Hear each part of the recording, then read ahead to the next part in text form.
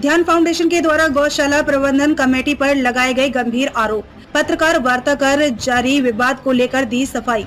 गौशाला के सचिव त्रिलोक चंद जैन ने आरोपों को बताया निराधार। ध्यान फाउंडेशन के द्वारा मंगलवार को प्रेस क्लब में पत्रकार वार्ता कर कहा गया कि ध्यान फाउंडेशन की किशनगंज गौशाला 2019 से बीएसएफ एवं पुलिस द्वारा बचाई गई गौवंश के पुनर्वास कार्य में निष्ठ है और 2 एकड़ जमीन किशनगंज गौशाला कमेटी के द्वारा उन्हें प्रदान की गई है।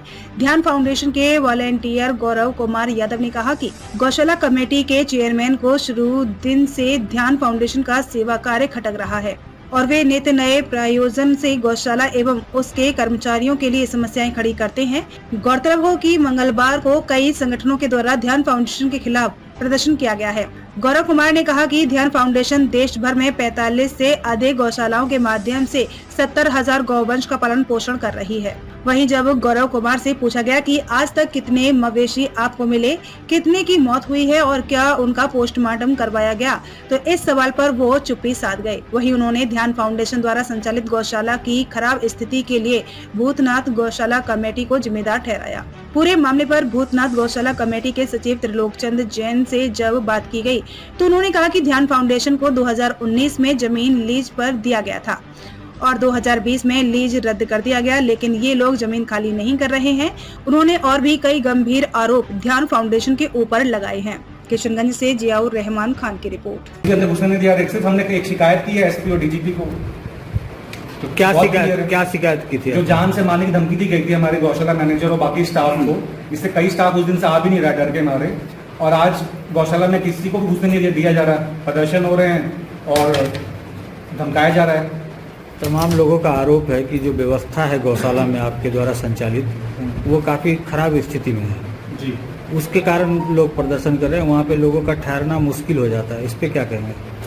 जी, ये जो परिस्थितियाँ खराब हो रही हैं, इसका कारण यही है जो बगल में गौशाला समिति है, भूतनाथ गौशाला समिति, उनके द्वारा हमारे स्टाफ को तंग किया जा रहा है, जान से मारने की धमकी दी जा रही है और गाड़ियों को अंदर आने नहीं दिया जा रहा है। जो हमारे जेसीबी हैं गड्ढा खोदने के लिए, उसको 3 दिन से अंदर आने नहीं दिया जा रहा है।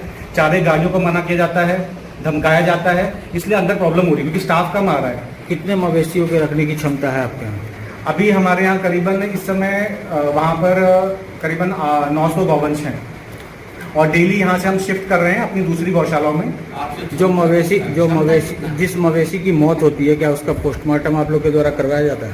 जो भी हमारे यहाँ किसी गौवंश की मौत होती है, उसके लिए हम जो प्रॉपर प्रोसीजर है हम उसको फॉलो करते हैं। उसकी हम जो फोटो है, डेथ रिपोर्ट है, हम जो उचित अधिकारी हैं उनको भेज देते हैं और जो भी करना चाहिए वो करते हैं उसके लिए। क्या 2019 में ये लोग आए थे कि हम लोग एक बॉर्डर इलाका है और हम लोग गाय की सेवा यहाँ करेंगे।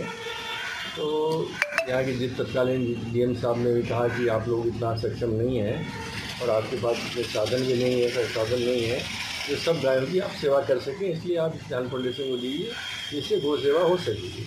तो हम लोगों ने एक एग्रीमेंट किया, इससे लीज एग्रीमेंट, जो 35 साल का एग्रीमेंट था और उसमें पर साल उसको ये 1.5 लाख रुपया देना था और प्रति वर्ष 1.5 लाख देना था और प्रति वर्ष जो शर्तें थी उनकी गौ सेवा की उनको पूरी करनी थी।